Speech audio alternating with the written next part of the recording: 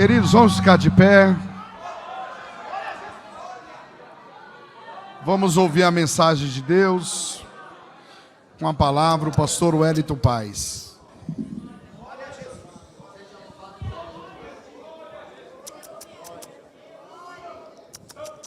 Glória a Deus, glória a Deus. Queridos, a paz do Senhor Jesus. Por gentileza, abra sua Bíblia. Romanos capítulo 1. Romanos capítulo 1. Enquanto você localiza o texto bíblico, eu quero primeiramente externar a Deus a minha gratidão por poder estar nessa casa, para junto nós adorarmos a Deus. É um motivo de muita alegria estar com vocês, entre amigos. Que Deus continue fazendo o nome dele ser glorificado cada vez mais, através dessa mocidade tão pulsante, é o desejo do meu coração. Agradecendo sempre, primeiramente a Deus, mas também ao pastor Sérgio, que Deus abençoe sempre, pastor Frank, todos os líderes, vocês são bênção na minha vida, muitas mensagens eu recebi, e que Deus abençoe vocês. Eu tenho muitos amigos espalhados aí, e se você quiser e puder, no final espere para me dar pelo menos um abraço, mas é um prazer estar com vocês. Servimos a Deus no Mistério do Belém, a vossa co-irmã aqui no setor 29, eu trago a paz do meu pastor, e os irmãos recebam a paz do meu pastor, amém? Um abraço especial também do meu pastor Cícero, pediu para entregar um abraço particular para o Senhor, e é bênção em nome de Jesus. Minha esposa não pôde estar devido ao trabalho, mas está assistindo e está na intercessão em nome de Jesus. Romanos capítulo 1, versículo 7, quantos acharam a referência, diga amém. A minha versão é King James, mas o sentido é o mesmo no final. Está escrito: a todos os que estão em Roma, amados de Deus, chamados para ser santo, graça e paz a vós de Deus, nosso Pai, e do Senhor Jesus Cristo. Amém. Tome seu assento, por gentileza.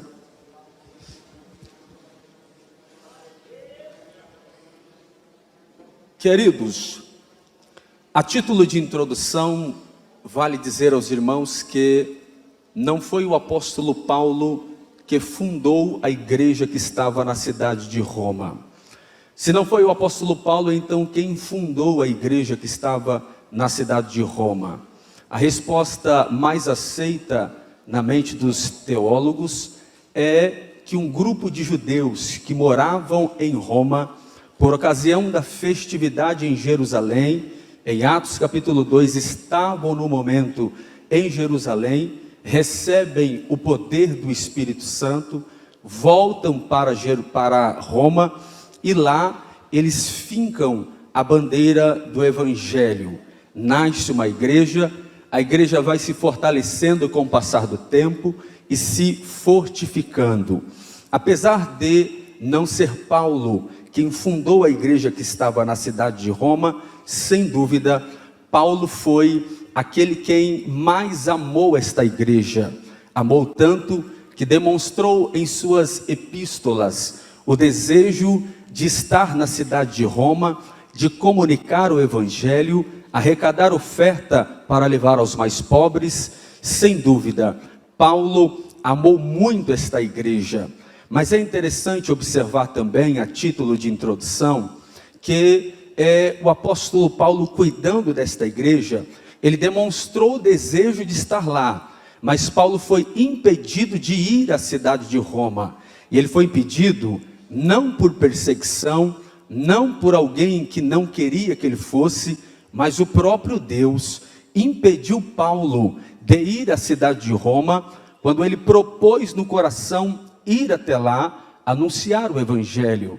Mas por que Deus impediu, pastor, Paulo de ir à cidade de Roma? É porque Deus tinha um propósito. O propósito de Deus era, sabendo que Paulo não poderia ir de corpo físico, quando desejou ir à cidade de Roma, Paulo então teria necessidade de escrever essa epístola, se Paulo, na hora que quisesse, fosse a cidade de Roma, provavelmente nós não teríamos esta carta, que entre os teólogos é chamada de o quinto evangelho. Tamanha a profundidade que o apóstolo Paulo vai usar da sua retórica, da sua habilidade de escrita nessa carta.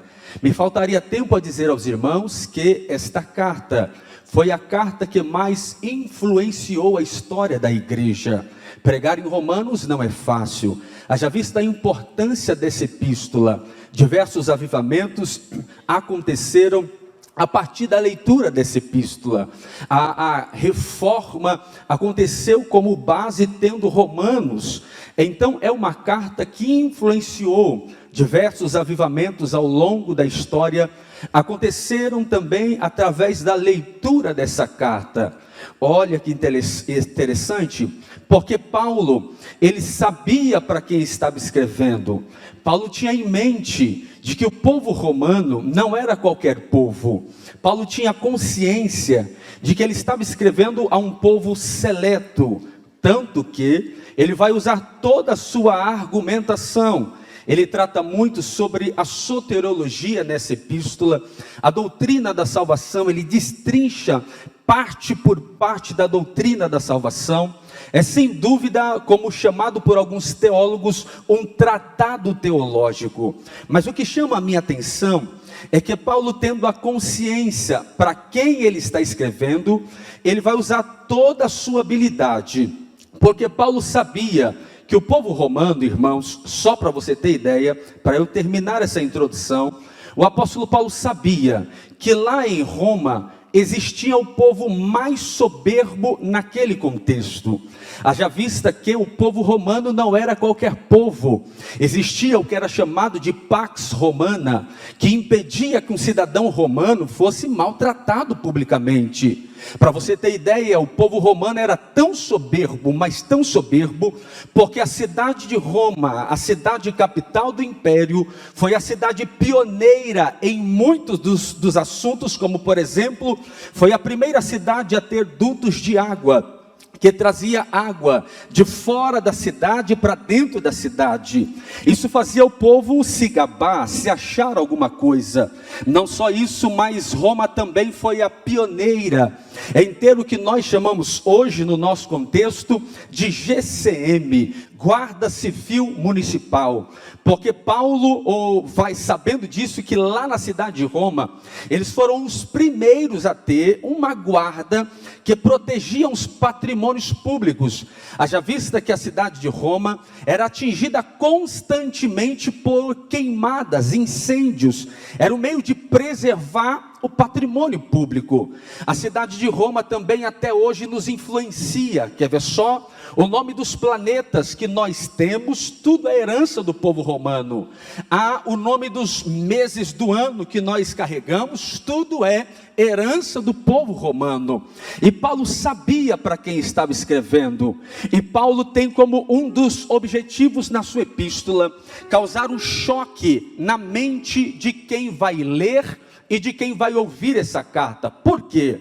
Porque dos 1 milhão de habitantes que tinham na cidade de Roma neste contexto, 200 mil eram considerados escravo, 40 mil era considerado judeu.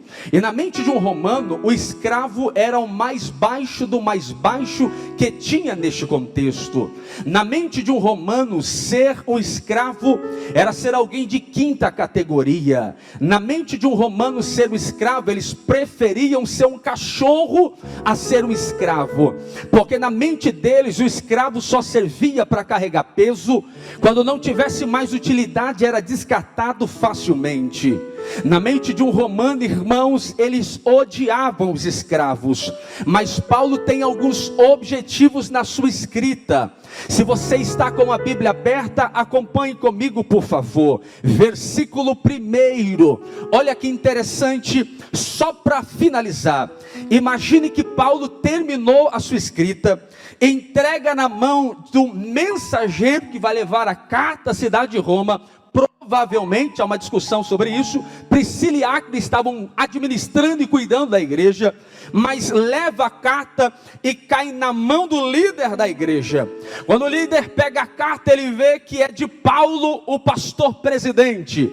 Então ele faz uma convocação e diz: povo, não falte do culto, porque nós vamos ler a carta do nosso líder. Ele nos enviou algumas instruções e nós precisamos ler de forma pública.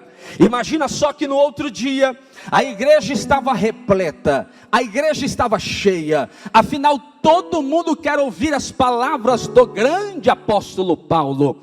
Quando de repente abre a carta, pastor Sérgio, e vem na introdução de Paulo, versículo 1 do capítulo 1, ele dizendo aos irmãos que estão em Roma: eu sou Paulo, servo de Jesus Cristo, chamado para ser apóstolo, separado para o Evangelho de Deus. Olha que interessante, porque a primeira vez que abriu a carta e começou-se a ler, eu imagino que no ambiente do culto, um começou a cutucar o outro, e dizendo: mas por que Paulo vai começar a carta desse jeito? Por que Paulo vai começar a carta dessa forma? Não dava para começar de uma forma mais polida? Não dava para começar de uma forma mais bonita? Por que, pastor? Porque olha como Paulo está iniciando: eu sou Paulo, servo. Não entendi, pastor. A palavra servo pode ser facilmente mudada para a palavra escravo. O que Paulo está dizendo então é mais ou menos isso: quem fala a vocês, igreja que está na cidade de Roma, é Paulo, escravo de Jesus Cristo. Eu imagino alguém olhando e dizendo: mas Paulo, logo escravo, Paulo? Dava para começar de outro jeito essa carta, dava para começar de outra forma essa carta, mas Paulo quer causar um choque ali na mente de quem está ouvindo. Por quê? Porque Paulo quer demonstrar que ele, apesar de ser o grande líder, ele também se considera um escravo, não escravo do diabo, mas escravo do Senhor Jesus Cristo. O que Paulo está dizendo, se puder melhorar o retorno aqui em cima, por favor. Paulo está dizendo mais ou menos isso: ei, eu estou escrevendo a vocês para anunciar a vocês que eu sou escravo. Por que, Paulo? Porque escravo não se manda, escravo não faz o que quer, escravo não anda para onde quer, escravo não faz o que dá na telha, escravo não faz e anda do jeito que deseja. O que Paulo está dizendo é: eu sou Paulo, escravo de Jesus Cristo. Eu não me mando, quem me manda é Deus. Eu não falo por mim mesmo, quem fala é Deus. Eu não ando por onde eu quero, não piso aonde eu quero, não faço o que dá na telha. Eu faço o que Deus manda. Eu sou Paulo, escravo de Jesus Cristo.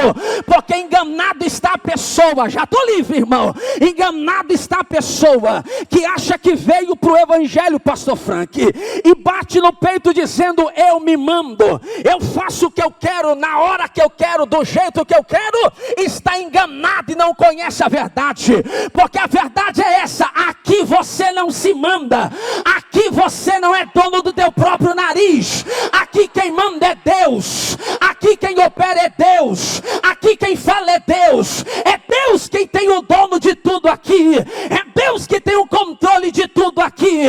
Aqui eu não me mando, aqui quem fala é Ele, aqui não sou eu quem eu guio nada, aqui quem opera é Ele. Como assim?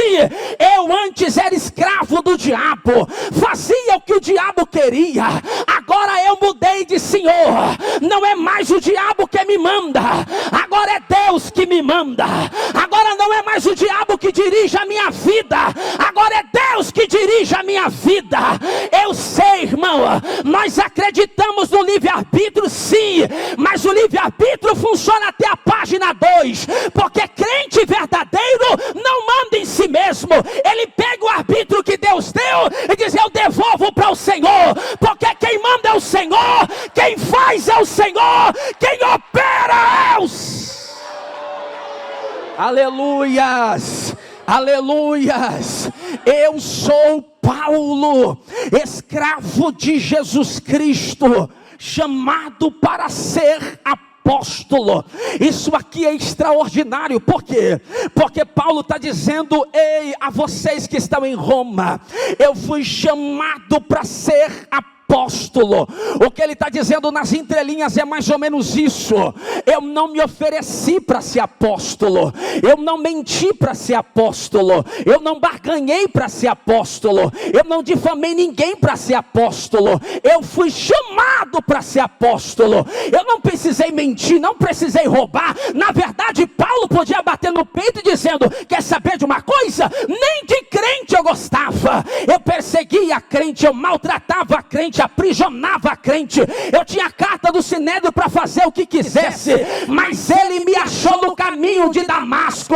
Não foi eu quem achei ele, foi ele quem me achou. Eu não, irmão, entendo uma coisa: eu fui chamado por Deus. Você precisa ter essa consciência. Quem me chamou foi Deus, quem me chamou foi Deus, quem acreditou no meu ministério foi ele, quem investiu foi ele, não foi o homem, não foi ninguém, foi Deus. É Deus quem ungiu a cabeça, é Deus que levantou, é Deus que apostou, é Deus que diz: é você que eu quero. Você não valia nada, mesmo assim Deus te chamou. Você na sociedade, para os amigos, não servia para muita coisa, mas Deus te chamou. Eu estou pregando para gente que é chamada por Deus. Só quem é chamado, levante a mão e adore. Eu fui chamado por Deus. Eu acho isso lindo, sabe por quê? Porque o que Paulo está dizendo é: eu não precisei difamar. Para sentar na cadeira foi Deus que me chamou. Eu não precisei difamar. Para sentar foi Deus que me chamou. Eu não precisei barganhar, não precisei fazer nada. Eu fui chamado. E quem é chamado por Deus sabe: eu devo sim respeitar a minha liderança, mas eu preciso ter a consciência: quem me chamou foi Deus, quem derramou a unção foi Ele, foi Ele quem acreditou, foi Ele quem apostou, foi Ele que investiu. Eu fui chamado por Ele. Ele é quem acreditou em mim e me chamou para a sua obra.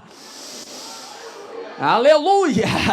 Ele continua dizendo: eu sou Paulo, escravo de Jesus, chamado para ser apóstolo. Olha que interessante, porque ele diz: eu fui chamado, e depois ele diz: para ser apóstolo. A palavra apóstolo traz a ideia de alguém que foi chamado e separado e depois enviado, porque a palavra apóstolo traz a ideia de alguém que foi enviado para um propósito. Então olha que paradoxo, ele fala primeiro: eu fui chamado, segundo, eu fui enviado. Por quê? Porque Deus nunca vai enviar ninguém sem antes chamar essa pessoa, porque chamado na Bíblia sempre está relacionado ao sentar para aprender, a receber instrução, a receber conhecimento, a Deus forjar o teu caráter, a Deus te dar maturidade, a Deus sondar tua mente, a Deus te dar estrutura.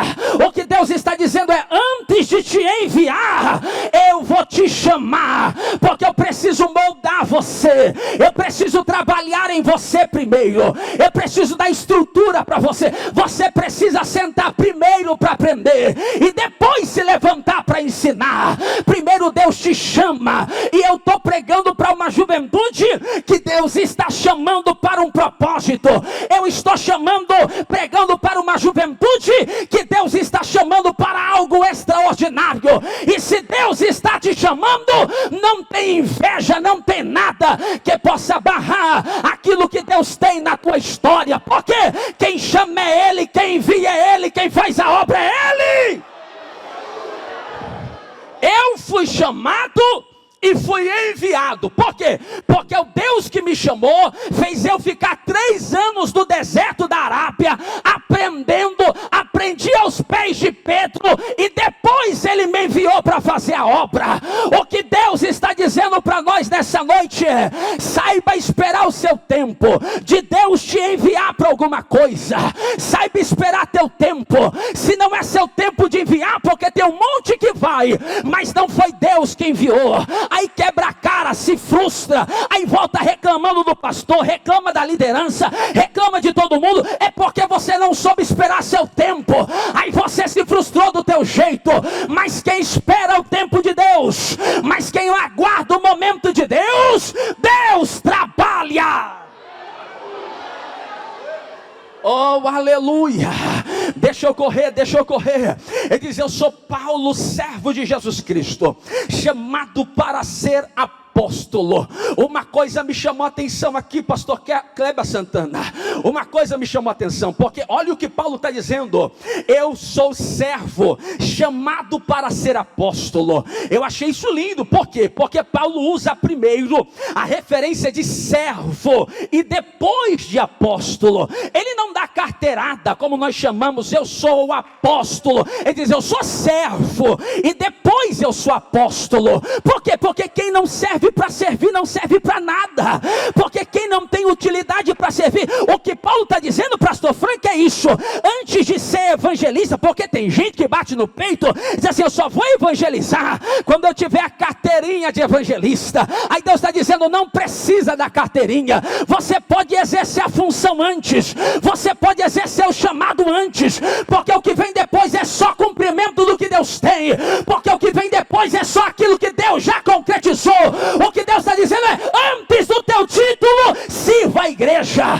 Antes da credencial, sirva a igreja. Antes de você se levantar, sirva a igreja. Quem pode levantar a mão para adorar a Ele?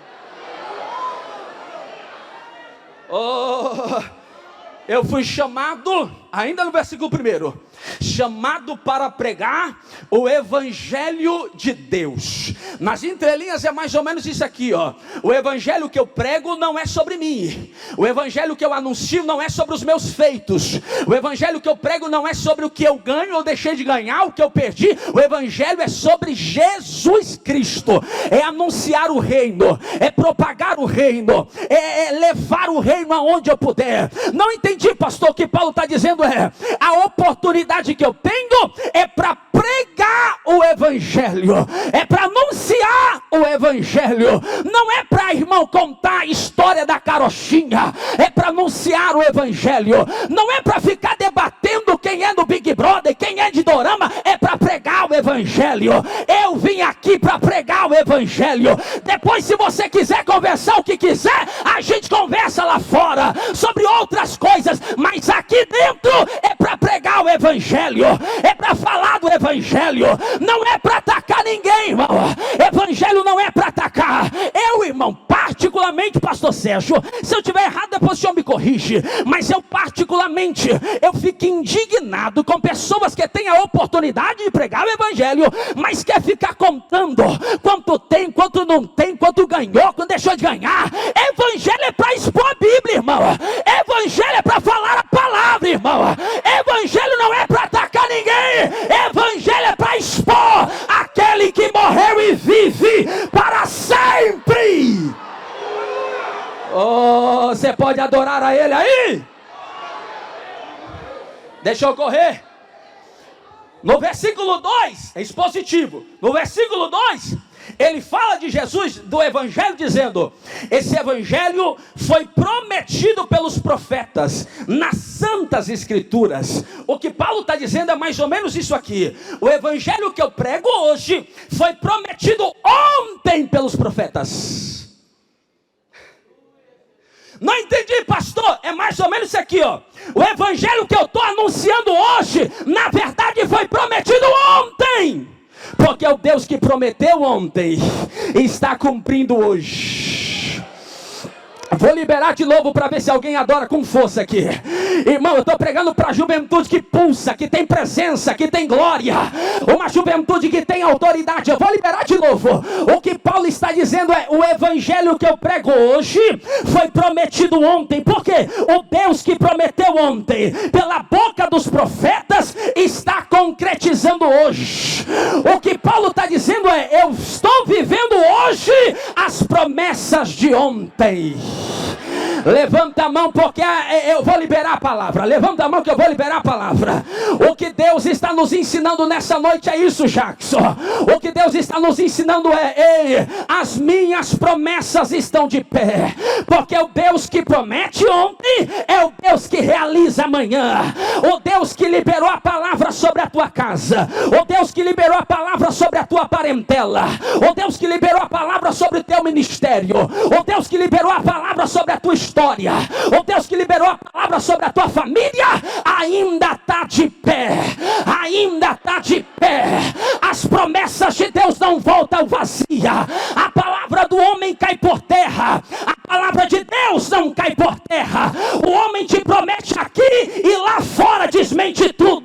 Mas o que Deus te prometeu aqui, pode passar o céu, pode passar a terra, mas a palavra dele está de pé.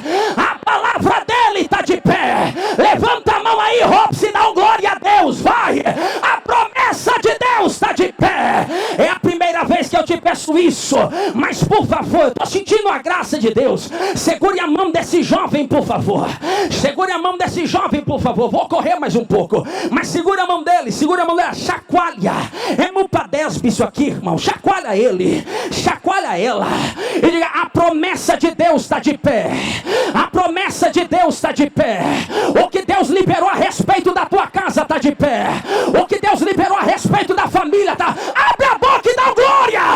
Exalta o nome dele. A promessa está de pé. Você tem um glória a Deus aí? Você tem? Então enche essa casa de glória. Vai, enche essa casa de glória.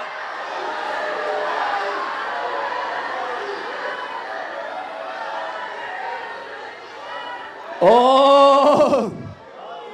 Deixa eu correr que Deus tem um mistério para nós aqui. Olha aqui no versículo 3, ele está dizendo, pastor Sérgio, de Jesus como a semente de Davi, anunciando que a natureza humana de Jesus. No versículo 4, ele vem dizendo, filho de Deus com poder, anunciando a natureza divina de Jesus. No versículo 5, ele fala da graça do apostolado. No versículo 6, ele fala do chamado da igreja. Porque segundo a Bíblia, a igreja tem alguns chamados, mas eu não vou me deter a isso. Mas no versículo 7, ele finaliza a maior introdução dele a uma epístola. E ele finaliza dizendo, a todos os que estão em Roma, amados de Deus, chamado, olha o chamado da igreja, chamado para ser santo. O que é isso, pastor? Quando eu falo em santidade, eu falo em santidade em dois aspectos de santidade: a santidade como um estado e a santidade como um processo. Como assim? Quando Deus o Pai olha para a igreja, ele vê o sacrifício de Jesus e a igreja é santa, artigo definido, a igreja é santa diante dos olhos de Deus o Pai. Mas enquanto a igreja está na terra, a igreja está em processo de santificação. O que é isso?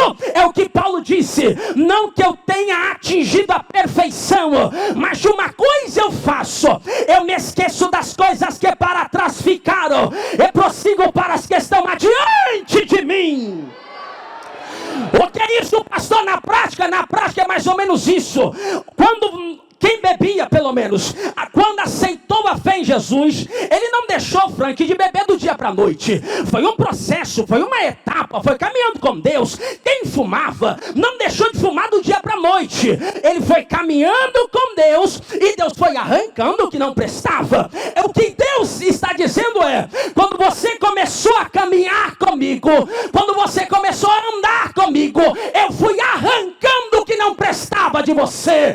Eu mudei o teu jeito de falar, eu mudei o teu jeito de vestir, eu mudei o seu comportamento, eu mudei a sua mentalidade, eu mudei você, mas quando chegar na glória, a perfeição virá.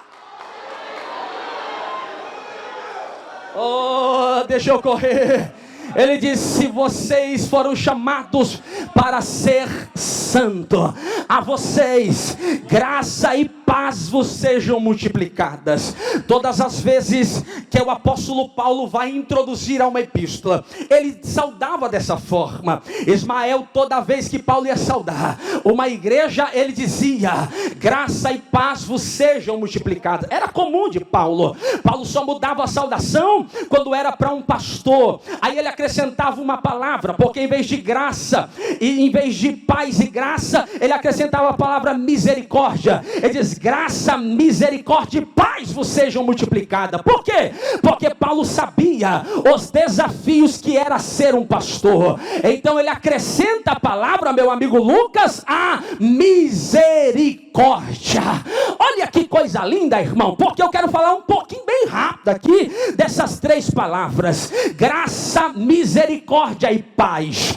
O que é graça? É um conceito bem elementar. Graça é um favor imerecido. Não é pelo que eu fiz, é pelo que Deus fez. Não é pelas minhas obras, é pela obra de Deus.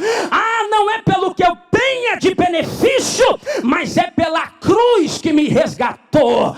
Quando eu falo em graça, a maioria dos teólogos usa uma analogia linda para falar de graça e dessas três palavras, porque graça é a fonte de tudo, é de onde tudo emana. Se graça é a fonte, essa graça gera uma correnteza. A graça é da onde sai tudo. Essa correnteza se chama misericórdia. Não entendi, pastor. A graça é o favor merecido que gerou a misericórdia. E misericórdia é o que eu não merecia, mas Ele me deu. Vou liberar de novo, o que eu estou dizendo a você, eu e você. Eu nasci na igreja, cresci na igreja, mas eu merecia o inferno. E todos que estão aqui estavam fadados ao inferno. Porque Paulo disse: todos pecaram e estão destituídos da glória de Deus. Não há um justo, nenhum sequer. Não existe ninguém que busque a Deus. Irmão, entenda, o meu pecado ofendeu a santidade de Deus. E quando eu pequei, pastor Sérgio, Deus vai imputar a justiça que o meu pecado merecia. Mas aí a misericórdia de Deus entrou na frente. Aí o profeta disse: é pelas suas muitas misericórdias que nós não somos consumidos. Você está aqui por causa da misericórdia dele. Você está levantando a mão por causa da misericórdia dele. Você tem boca e glória aí porque é misericórdia dele. Você pecou hoje, você errou hoje, mas quando Deus foi imputar a misericórdia, entrou na frente, o profeta disse: é por causa das suas muitas misericórdias que nós não somos consumidos.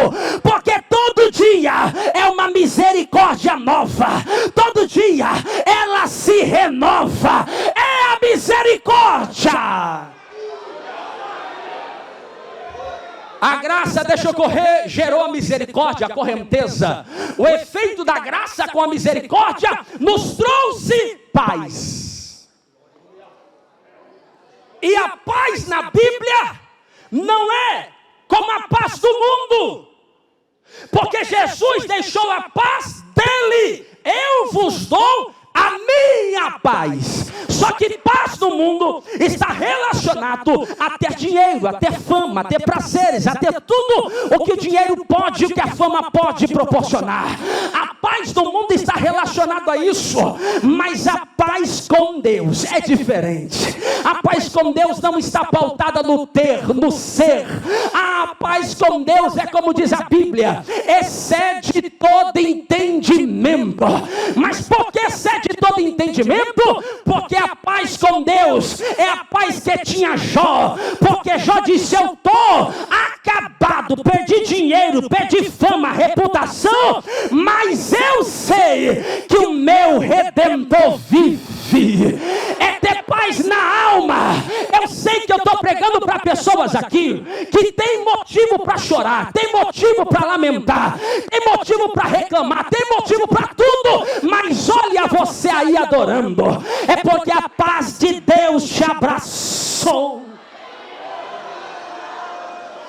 É por isso que eu tenho paz com Deus, pela obra de Cristo, e paz com meu irmão. É paz. O mundo precisa de paz. Graça, misericórdia e paz. Das 3 palavras, permita-me destacar a palavra graça. Porque graça, como eu disse a vocês, é um conceito comum, elementar, é um favor imerecido. Eu não merecia, tudo é pela graça dele, tudo envolve a graça dele, tudo é através da graça dele. Só que quando eu falo em graça, eu falo em 2 extremos de graça. Os 2 extremos, os 2 polos de graça de um lado está a graça legalista. A graça legalista diz assim: tudo bem, Jesus morreu, mas para ser salvo, você tem que cumprir essa cartilha, obedecer isso, obedecer aquilo, porque só o sacrifício de Jesus não é tão perfeito assim. É o que os judaizantes queriam fazer na igreja.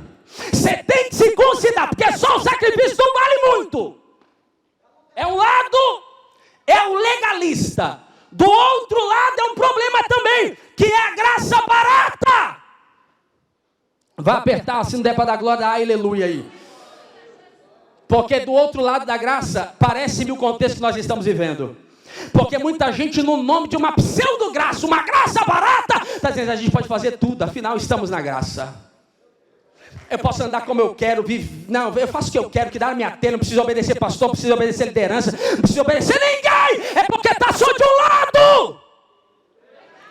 Graça não é nenhum extremo e nem outro extremo. O que é graça então, pastor? Graça é equilíbrio.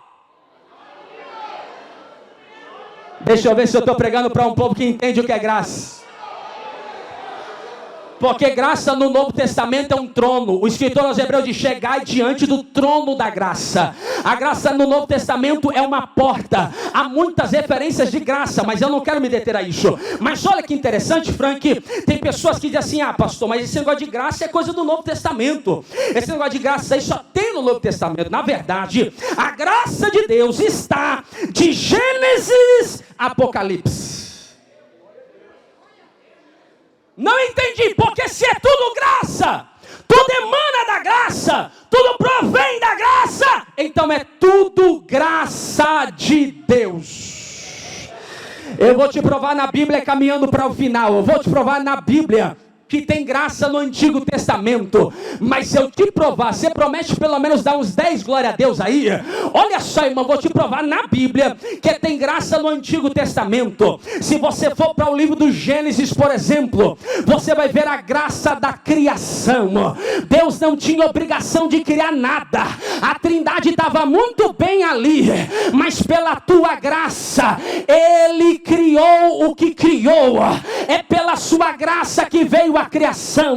Se você for para o Gênesis, é a graça da criação. Se você for para Levítico ou para Êxodo, é a graça da libertação.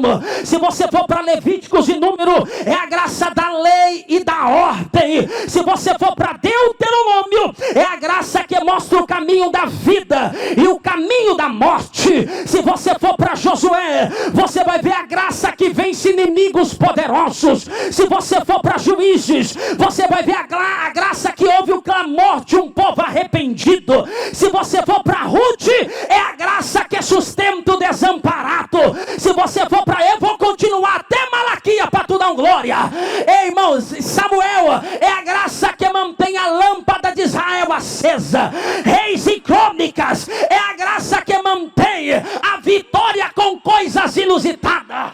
Afinal, é nesses livros que você vai ver Deus dando vitória através de viúva, através de urubu, através de um pouquinho de azeite. É Deus dizendo: é a minha graça que está operando, é a minha graça que está levantando, é a minha graça que está movendo, é a graça de Deus. Quem entende pode adorar a Ele pela graça.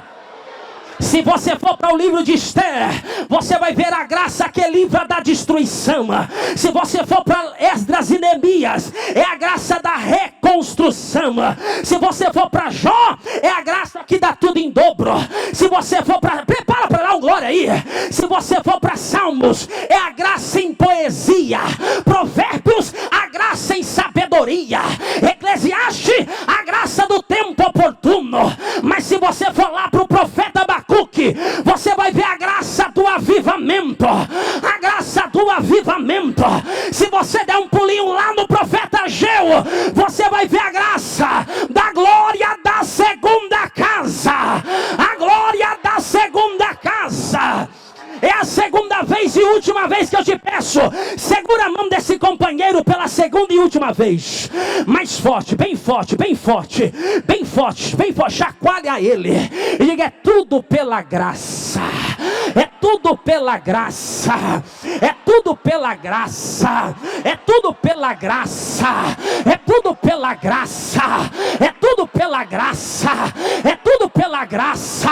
É tudo pela graça. Eu vou liberar para quem veio adorar. O pão na mesa é graça. Você acordar é graça. O trabalho é graça. A família é graça. Ministério é graça. E está aqui de pé é graça. Mais de 700 mil pessoas morreram. Nós estamos de pé porque a graça dele é quem nos alcançou. A graça dele é quem nos moveu. Quem pode adorar? Quem pode adorar? Quem pode adorar? Diante da graça não tem soberbo. Diante da graça não tem prepotente. Quando eu entendo que não é pelo que eu fiz, porque tem gente que é besta, bate no peito e diz: ah, mas a faculdade quem fez 4 anos fui eu. Mas quem abriu a tua cabeça para você entender o que estava sendo estudado foi Deus.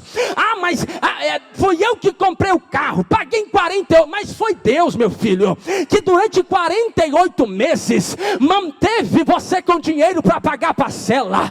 No final é graça, você não tem como. Porque tem gente assim: ah, eu entrei na multinacional,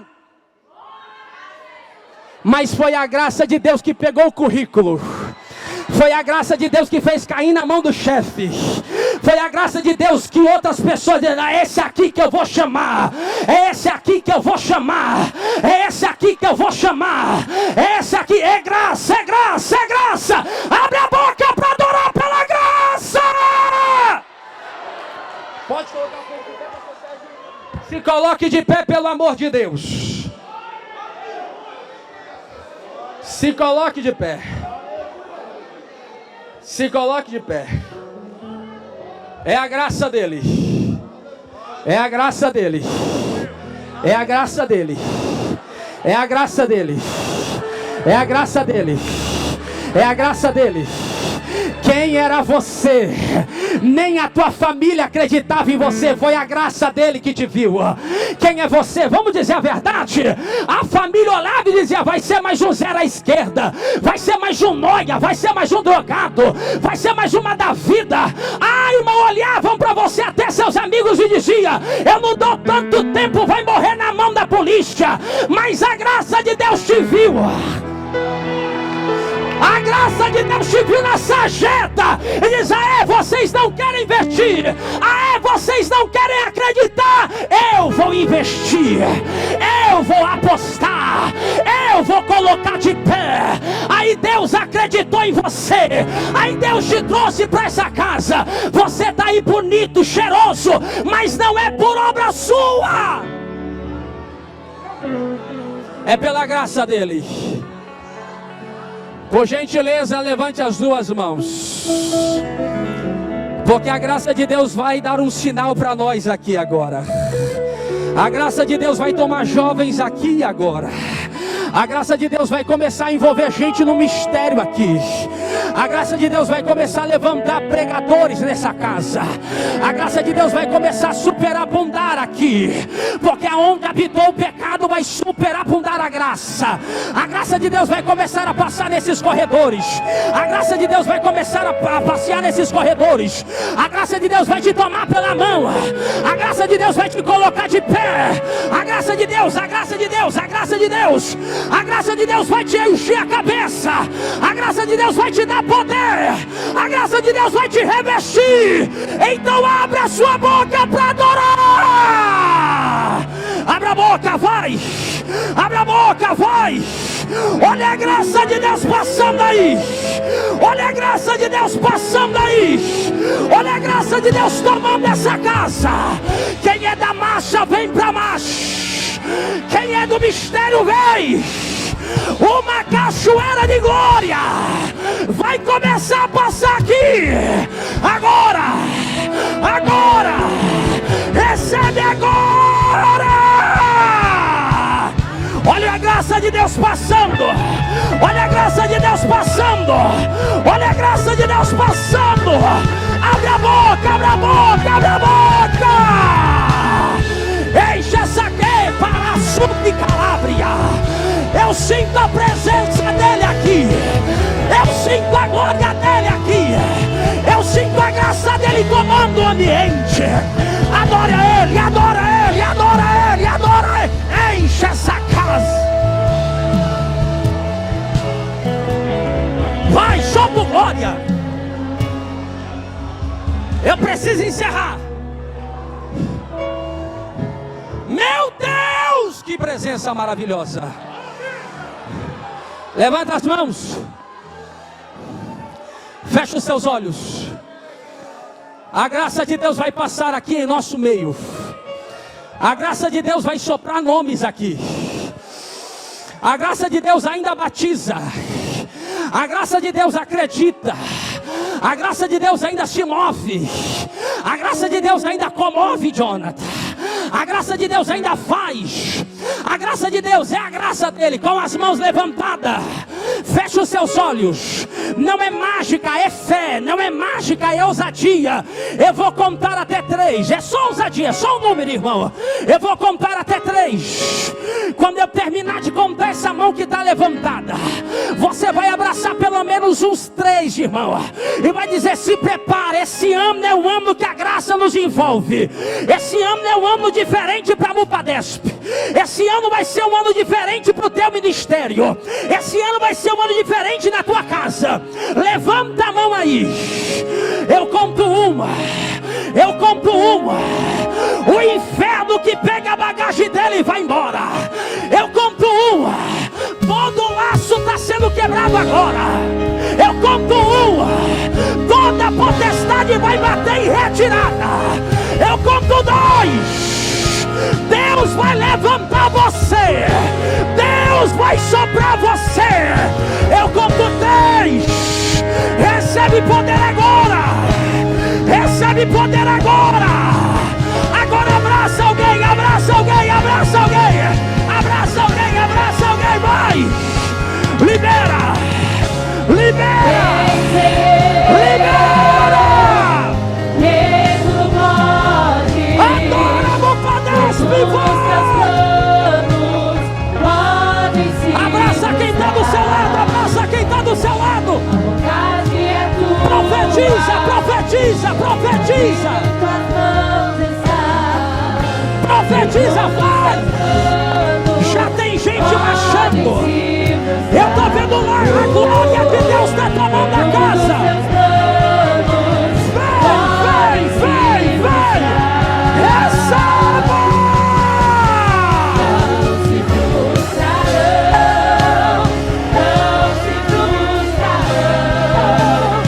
Os planos de Deus. Só quem acredita na boca. Pode o vento soprar, a terra pode se abalar, mas os planos de Deus ninguém impedirá. Abraça 2 aí agora. Abraça 2 aí agora. Abraça aí agora 2, abraça 2 aí. E diga: recebe a graça de Deus agora. Abraça pelo menos 2 pessoas. Está me ouvindo? Abraça pelo menos 2 pessoas. E diga: se prepara. O ano da graça chegou. Abraça 2 pessoas pelo menos. E diga que o ano da graça chegou. Agora sobe o barulho, vai. Sobe o barulho, vai. Sobe o barulho, vai. Se Deus tocar em você para profetizar, vai. Se Deus tocar em você para correr, corra. Oh! Sobe comigo, vai.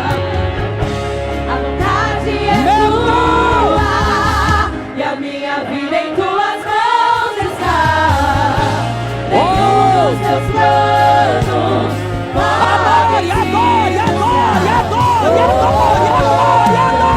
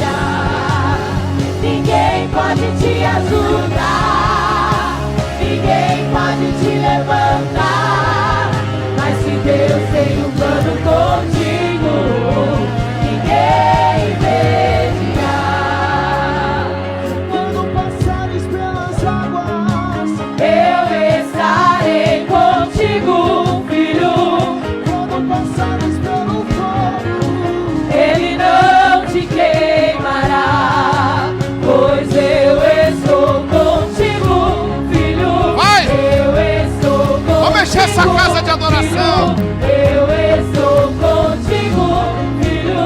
Eu estou contigo. E se teu barco parecer que vai naufragar, está balançando pra lá e pra cá, está causando medo em seu coração, está causando dúvidas, cadê Jesus? Mas olha só quem vem aí, andando sobre as águas, parece que é Jesus. Recebe graça!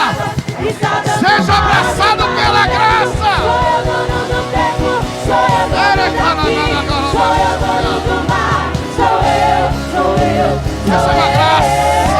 sou eu, sou eu, sou eu,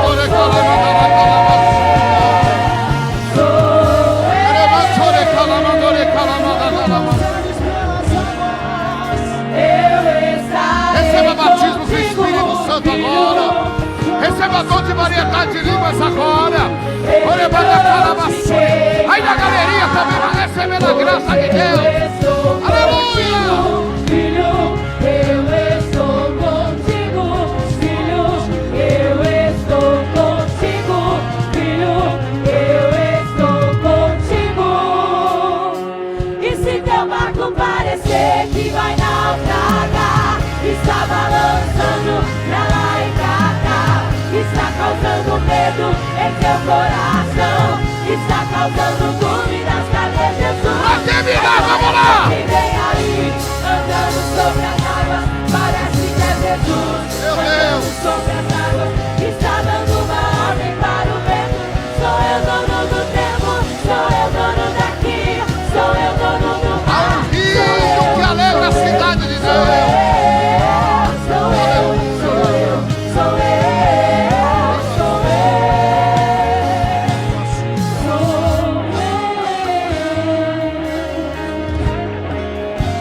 Ainda adorando a Deus.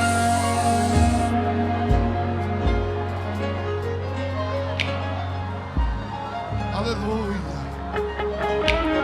Você que está se sentindo distante dessa graça, você que não sente mais essa alegria, Jesus quer te abraçar hoje com a graça dele aqui.